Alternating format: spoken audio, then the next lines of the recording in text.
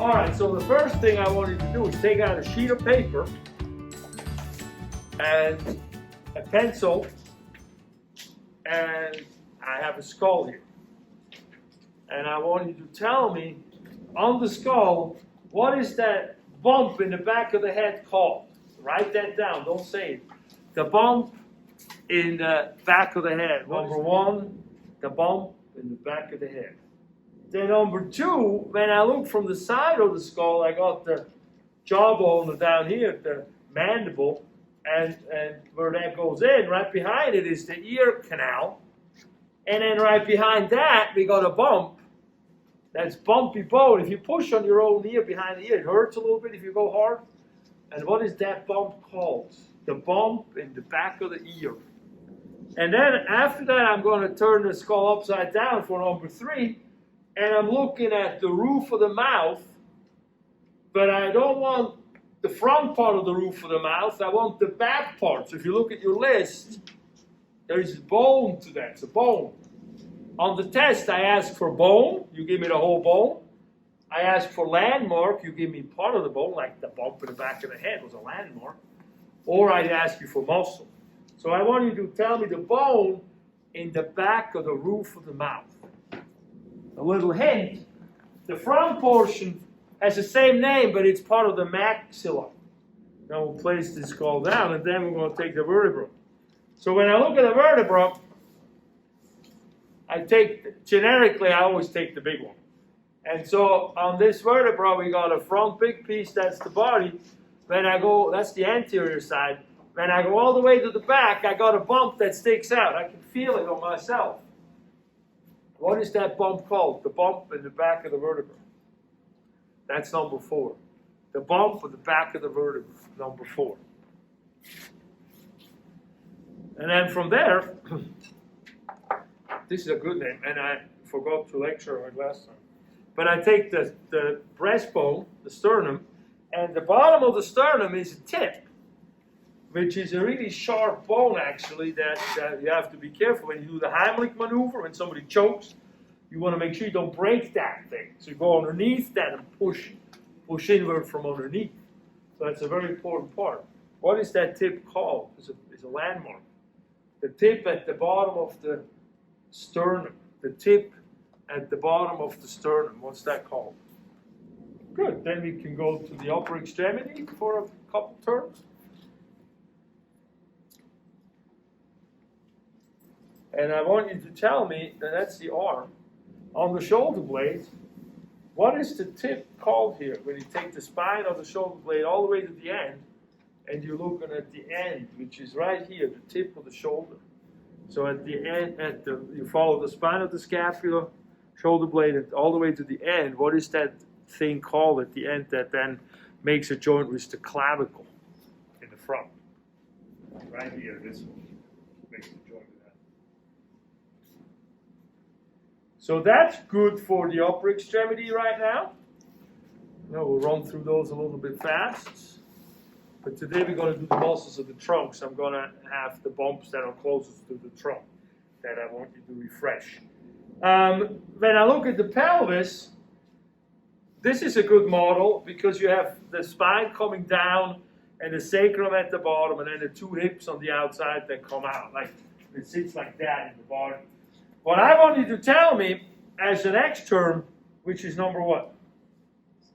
Number 7, is you go on the crest, the iliac crest, where you can have the baby sit. You go all the way to the back, and you see a bump in the back of the hip. A bump, a big bump right back in here. That's going to flank the sacrum. What is that big bump called in the back of the hip? The big bump in the back of the pelvis, I should say. And then for number 8, I'm going to move to this model here that shows me just one side of a hip, and then also a femur, the leg bone, and then the whole leg down here as well. But what I want you to tell me is a landmark on the outside of the femur, on top here, on the outside of the femur. What is that big bump called? That big bone. That's number 8, right? And then number 9, one of the big ones is a chewing muscle that goes up and down on the side of the mandible. What is that muscle called? Chewing muscle on the side of the mandible, number 9. Very powerful muscle. The chewing muscles are the ones that attach from bone to bone. All the other facial muscles attach on the skin and move the skin around. So the chewing muscles are very strong in comparison. The second muscle in the face, that's number 10, the last term right now, that I want you to tell me, is a muscle that is from the corner of the mouth going down. When we look at the corner of the mouth, we got a muscle that goes down, we got a muscle that goes up, and we got a couple that pull to the side. I want you to tell me the muscle that starts at the corner of the mouth and goes downward. Number 10, last one. Good. You getting proficient at this stuff? Good job. Let's go backwards. What was number 10? Depressor anguli oris. Very good. Number 9. The masseter. Very good. Then we went to the hip. We had the bump on the outside of the hip. What was that called? Greater trochanter. Very, very good. And then from there, we did the bump in the back of the hip, in the back of the pelvis. Posterior superior iliac spine. PSIS. We often then refer to it later on because it's too long to write it out. Lazy. And then we went to the arm and we did the tip of the shoulder blade. What's that one called? Acromion. Very good. The tip of the shoulder itself is the tip of the shoulder blade. See out here, it's the outside-most part. And that's the end of the spine of the scapula, and that's the acromion. And then we went to the chest plate, and we did the tip of the sternum. Xiphoid process. Very good. Xiphoid process. And then from there, we had a vertebra. The back of the tip of the vertebra. What was that? Spinous process, very good. SP, spinous process. And this next one was nasty. What was that one? The back of the roof of the mouth. Palatine bone, that's good. See, if you pay attention, that gets you points for later. Palatine bone. Part of this whole thing of test taking is to be slow in reading and not read over things too fast and be deliberate in the process. Well, at least that helps my anxiety decrease. And that's why I want to be very finite. I'm asking you 3 things. I'm asking you bones, the whole bone. I'm asking you landmark, the part of the bone. And I'm asking you for muscles. So use those when you look at the list of what I'm asking. Because sometimes people, especially when they're not part of these training sessions and things, then they give me bones when I ask for landmarks. And I can give you half a point, but I can't give you the whole point of that because the landmark is more specific. And so be careful with the reading.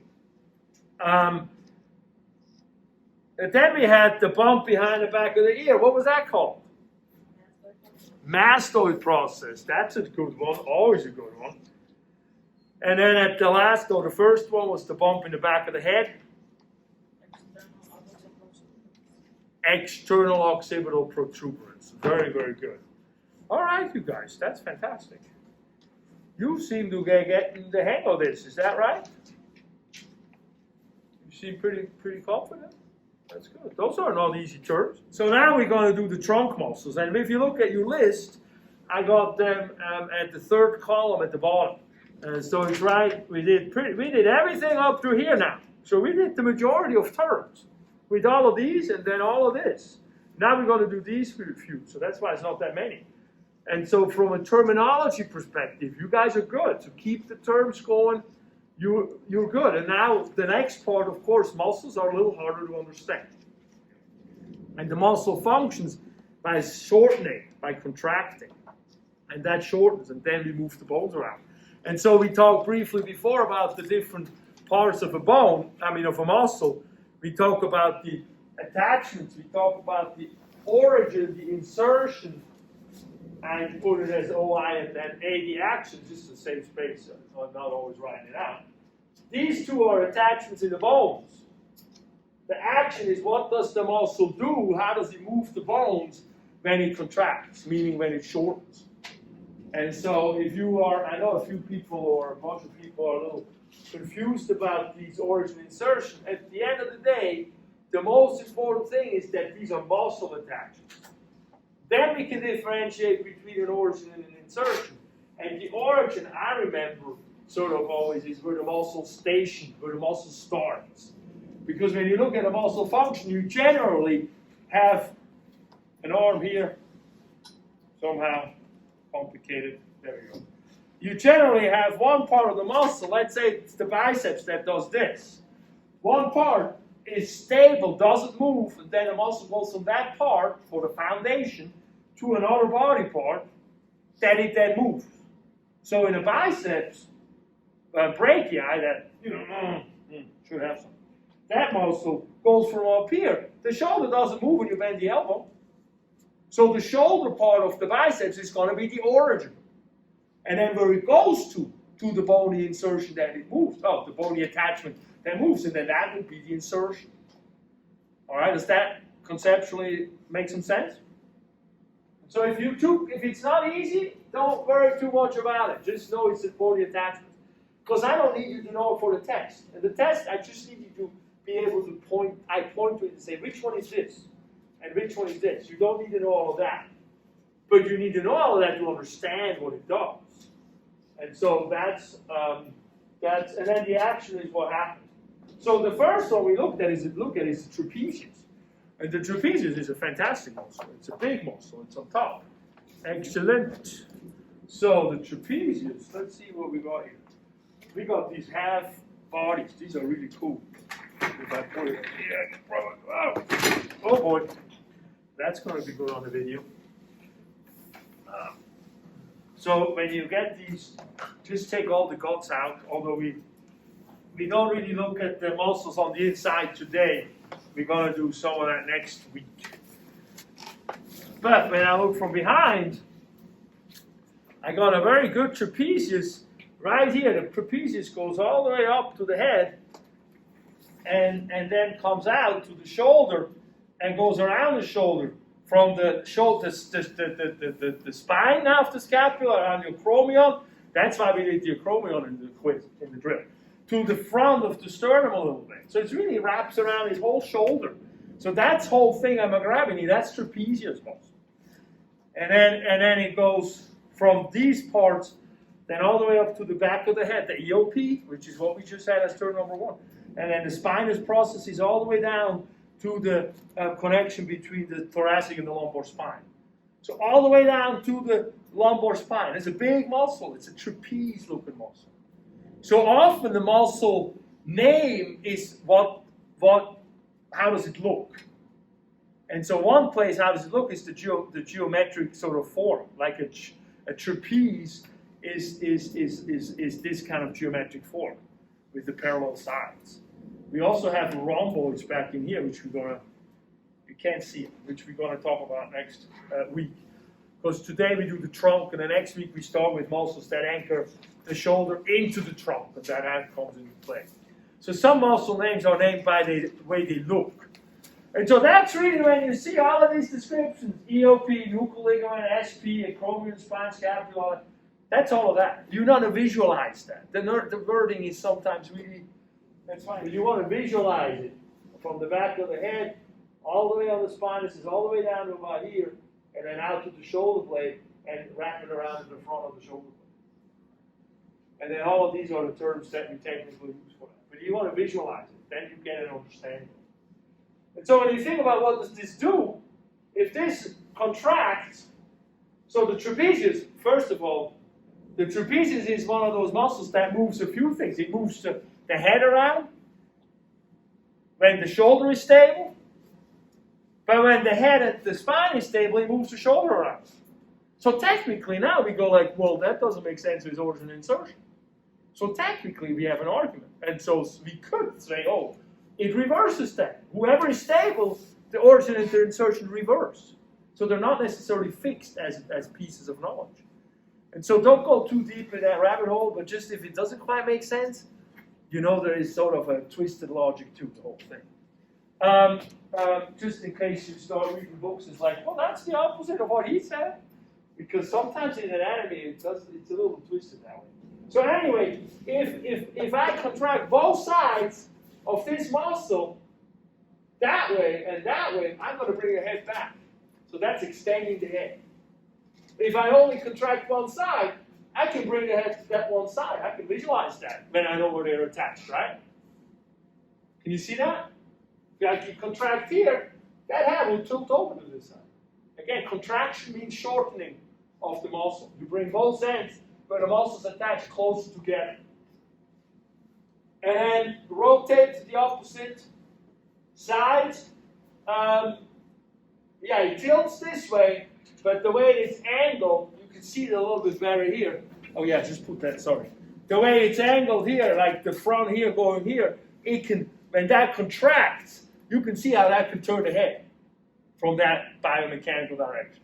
So this is also the physics. This is all pulleys and how, stick figure walking around, tensegrity model things. So you got to think in that way when you think anatomy. And over time, you learn how these things move. And then, well, depending if you want to go that deep or not. That's what I do in my spare time. I visualize when somebody gets injured. How would he get injured? Why would he injure? Which motion is hurting? And so forth. It's interesting, to me at least. All right, so without hopefully boring you too much, the next one is the sternocleidomastoid.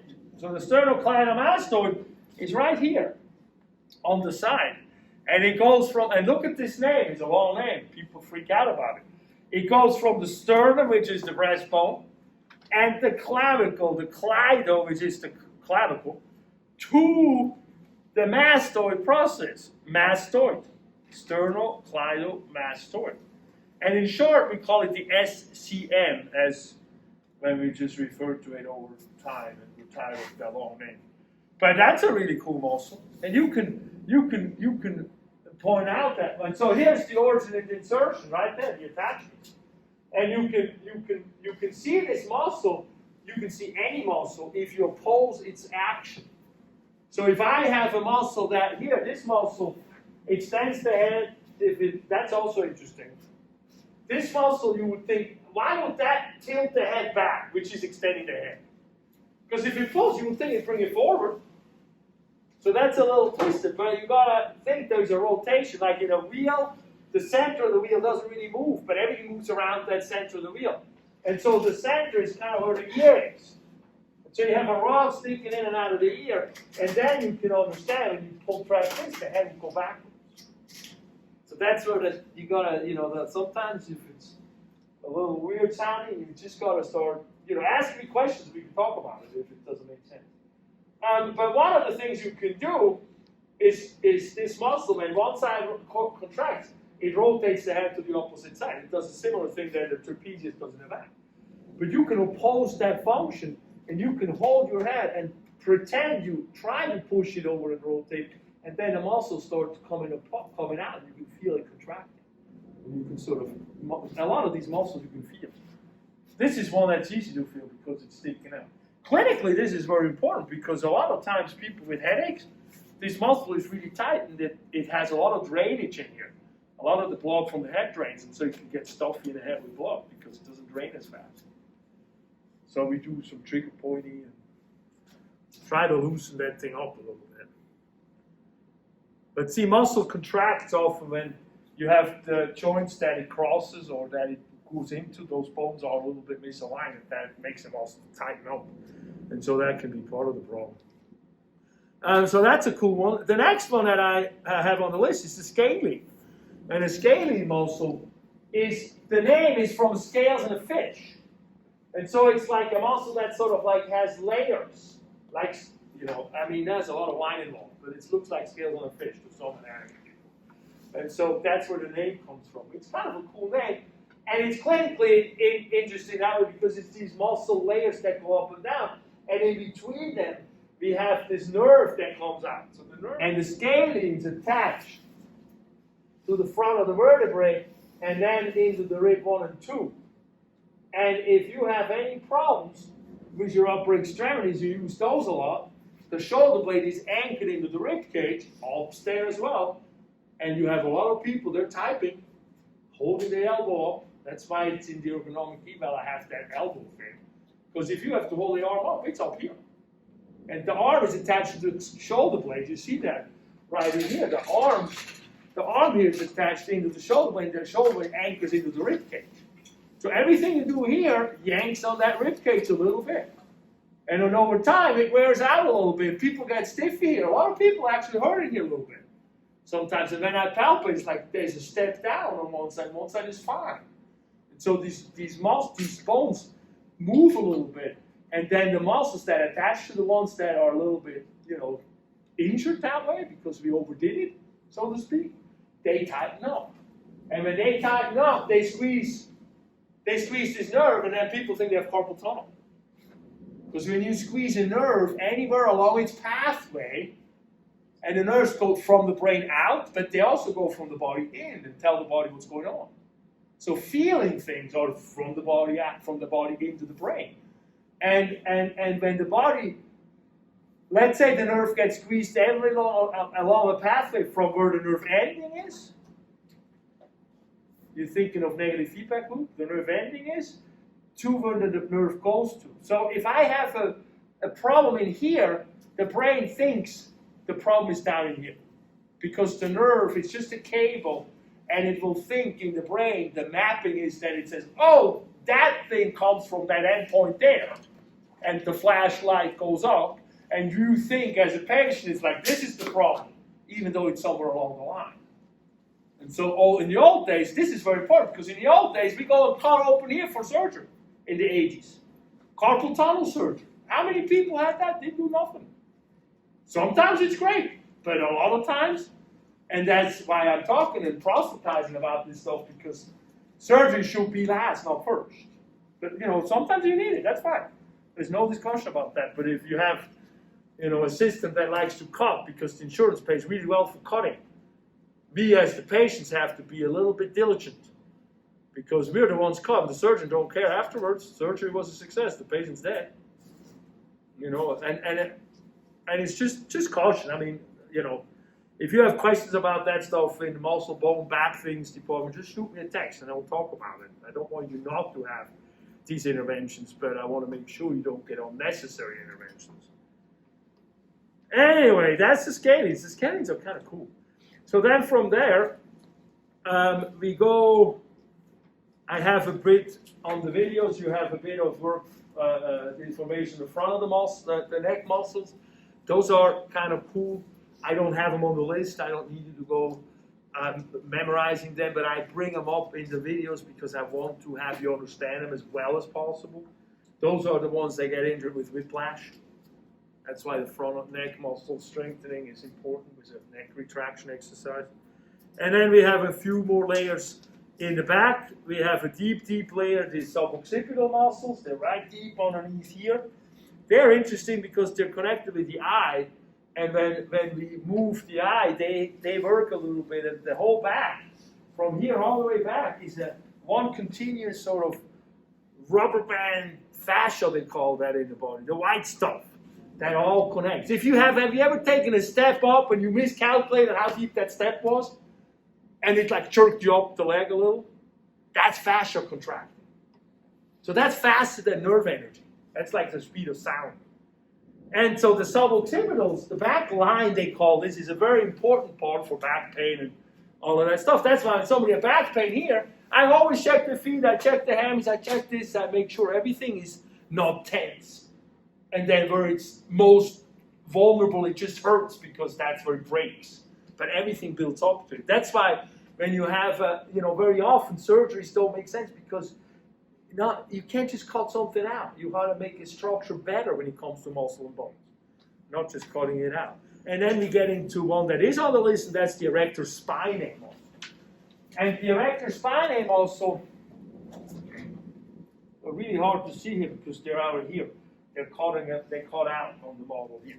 So, but those are all the back muscles. If you see, these are of course a bit overdoing it here. There's a big thing. But these muscles going up and down the back, these are called the erector spinae. And they're made up of 3 individual muscles, which we don't need for the test. We just have erector spinalis. But the submuscles are spinalis, and I'm talking about that because the word makes somewhat sense. That muscle is right in the center. It goes sort of from spinous process to spinous process. Then we have one that's called longissimus, and I always think of that's the long one. That's the long one that goes all the way up, right here, next to the spine. And then the third one is the iliocostalis, and that one I always remember, it goes sort of from the ilium down here up towards the ribs. This is a good picture for that. You see the ribs. Costalis is referring to ribs. Costal is ribs.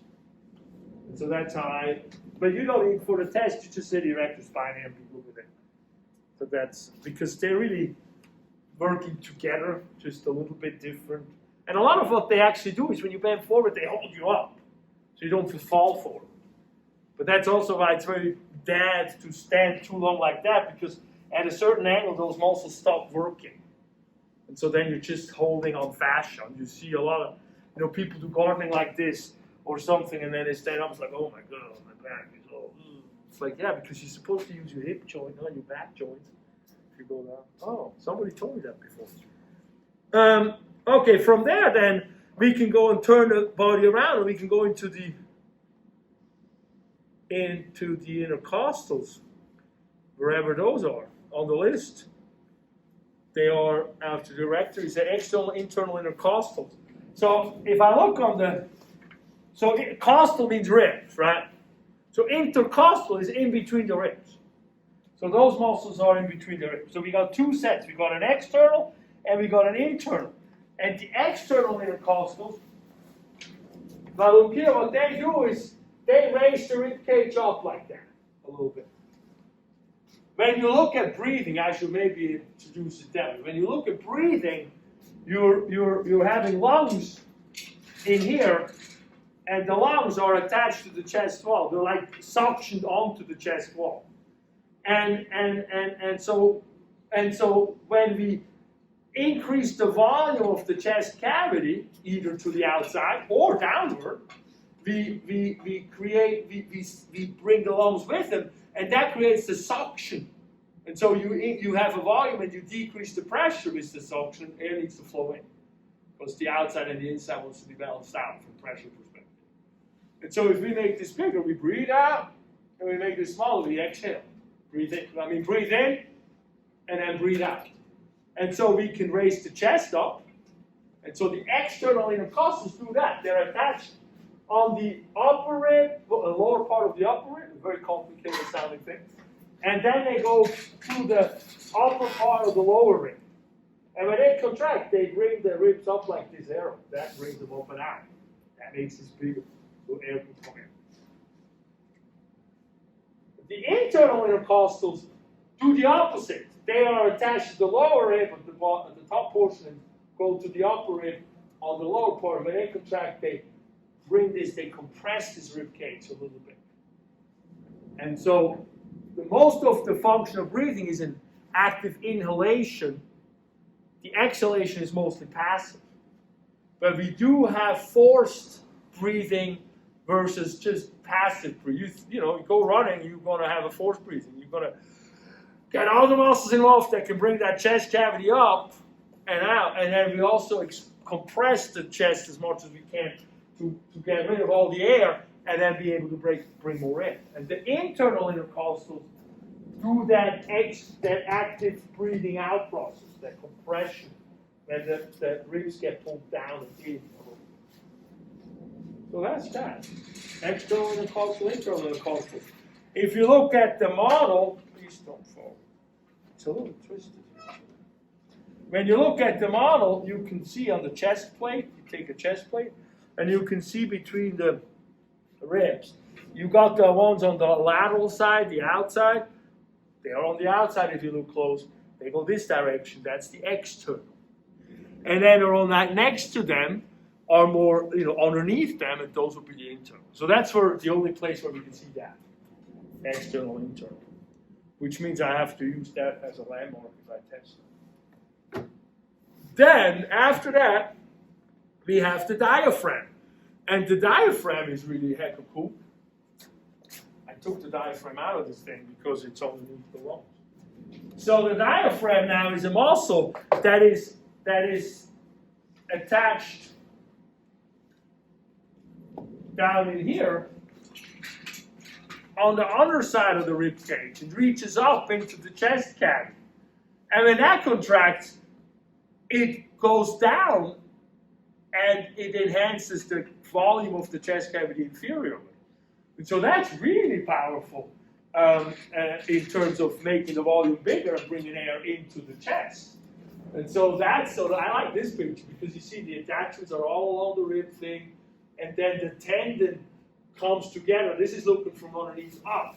The tendon sort of comes together in the center. When it contracts, it pulls it down. It pulls on that central tendon and it pulls it down. So that's a really cool muscle, the diaphragm. And that's the belly breathing. That's like, stick your stomach out, not in, kind of muscle. So that's when we only do the chest breathing because we don't want anybody to see our belly. We don't get that activated as much. We don't get as much volume in. Our breathing is not as deep. So if we do want to practice belly breathing, we can put a book underneath when we're tired of reading it and see it go up and down a few inches, and then we see it engage the belly.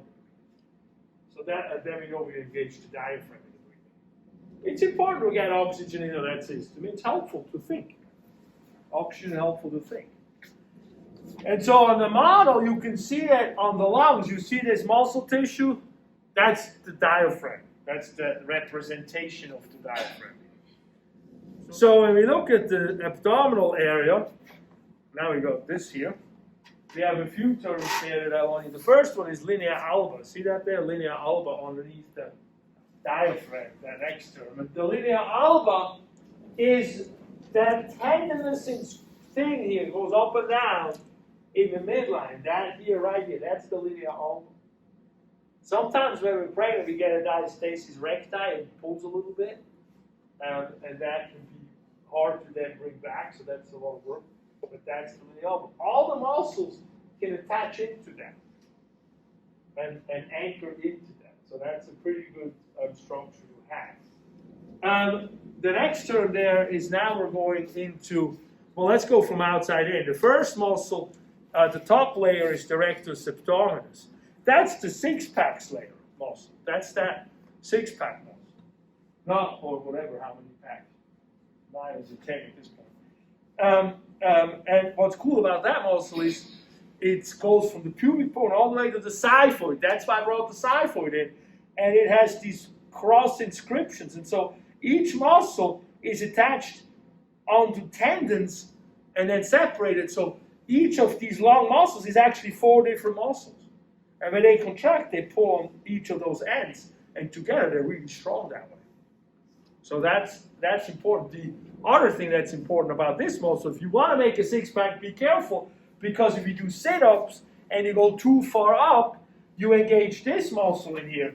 And this muscle in here is the hip flexor, the main hip flexor, the psoas. And if that muscle is too much activated, it gives you a sore ass. The psoas gives you a sore ass, gives you back pain. It radiates back in here. And so that's something to be careful about. If people do sit-ups really vigorously, then they activate this too much, it gives them pain in the back. And it shoots back. It's also a muscle that's chronically short because we sit all the time. But we'll talk about that 2 weeks from now. It's one of my favorite muscles. But so the rectus abdominis is the one that goes up and down and is sectioned in. And then we get the external and the internal abdominal obliques. And when I look at those muscles, it's an oblique means a muscle that goes diagonal. It doesn't go up and down or transverse. It goes in an oblique direction. So that's why they call them obliques. And you have one that goes from the outside in, like you put your hand into a pocket kind of direction, like this one on this side. And then you got one that goes from the outside up inward, of just the opposite direction. So you got one that goes up and one that goes down. And so together they cross on each side. On this side, the outside one is taken away. You can see that. On this side, you don't see bone. On this side, you see a little bone. So this layer is taken away. All right, so this just shows the internal abdominal oblique. So that's kind of cool, though, how, laying those over each other makes a very powerful contraction of this stomach and keeps all the content together and moves us around. And actually, when we look at keeping the content together, that's when we look at the last muscle that's on the list, the transverse abdominis. And the transverse abdominis is a sliver of muscles deep inside. Actually, on the model, it's on the underside. You can see it right here. It goes across. That goes across. That is, and so that's called the transverse abdominis. And the importance clinically of that muscle is, and this is a good picture for that, you can see how it wraps around the trunk. And that muscle contraction pulls the trunk content together, and that creates a strong core. And a strong, you ever heard of that strong core thing? They talk about it all the time. And a strong core is, this is solid. So this is a full Coke can, not an empty one.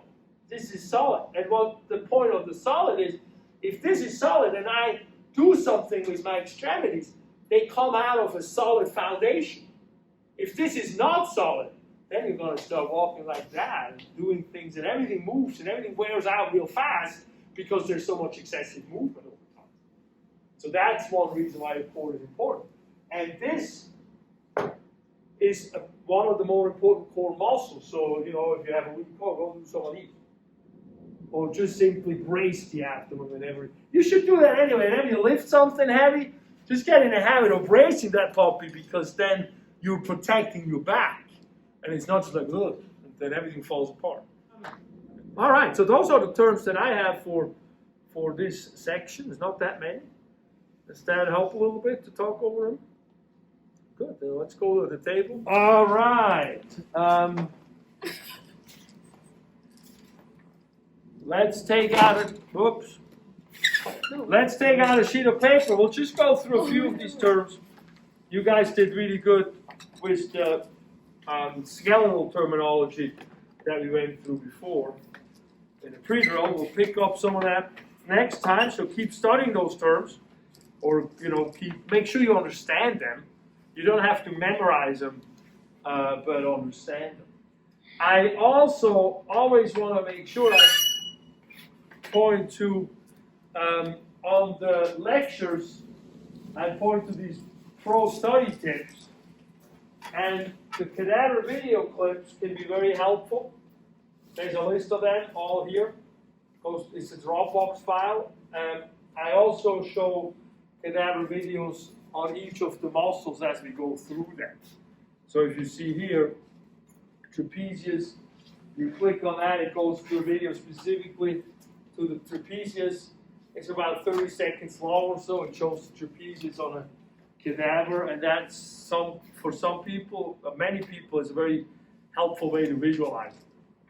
Of course, if it freaks you out, don't do that. Then the other thing under the pro tips that I mentioned last week too, that I think is very helpful, I think I mentioned it last week, is a flashcard, a PDF with each muscle painted individually on the body, and you can make flashcards out of it, or just use it to draw or color and work your way through it a little bit, because in the muscles, it is really helpful to study it by where the muscle attach. So those flashcard pictures, those PDFs, you can see that real well. And then lastly is my favorite picture, muscle picture that I made, that I showed that before. That's an online picture that has all the muscles on one page, and you can zoom in into them. And so sometimes that's nice to have an overview, because it can be a lot of whatever is going on. It's a lot of muscles, and it's overwhelming at first. But as you go through them, it gets easier because we get familiar with them. And that's why we approach it from a functional perspective, not just from a memorization perspective. All right, so let's take out a sheet of paper, and I want you to tell me the first muscle that I want you to give me is the one that's right up here. The muscle that's right up here, going in the back, shoulder muscle, the most superficial shoulder muscle in the back here. What's that, number one?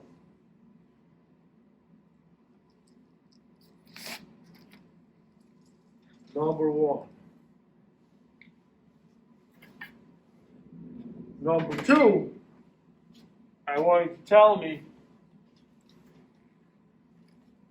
on this chest plate, on the outside, where we have the breathing muscles, there is one that's most superficial on the lateral part between the ribs. Which one is that? Number 2.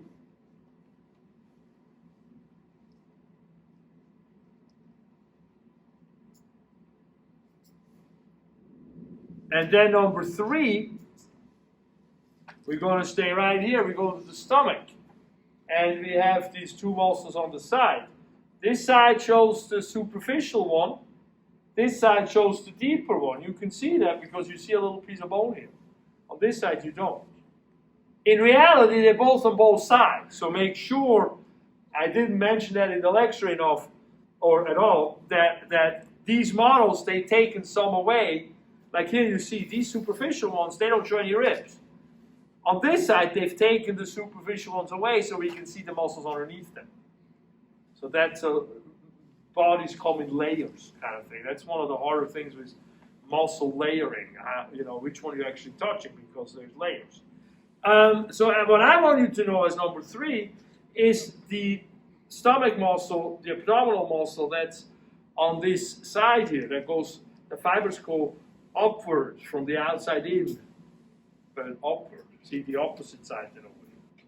So what's this muscle called on this side? That's number 3. And then number 4, give me the 6-pack muscle. What's the 6-pack muscle? Number 4. 6-pack muscle is number 4. And then number 5, we go to the neck here. In the front, we have the muscle that goes from the breastbone and the clavicle up to the mastoid process in the front here. What is that muscle called? I think that's good enough. All right? You have to help me. I forgot which one is me. So, number 1, what would we do? That was the trapezius. Number 2, the external intercostal, and then if we would do the internal, is right next to it. You see the fibers go this way, and then the internal go this way. So it's a little trippy, but it's the only window we have to see this muscle. And then number 3, internal oblique. So on this side I did, where the fibers go this way, you see a little bone here, internal abdominal oblique. On the other side will be the external. It's the way we could put that hand in a pocket. That's the way the fibers go on the external. That transverse abdominis is another one that's underneath. We can see that underneath. That goes across. So that wraps around the stomach. Okay, and then I think we did the what was that? Rectus abdominis. Rectus abdominis. And we'll finish up the one in the front here of the neck. Sternocleidomastoid. See you guys again then. Really good. Good job. Make sure everybody sign in into the sheet. Signing sheet. And other than that, I would like you to help me clean up and put these models back in the respective places, and then we can call it a day. Thank you so much for paying attention.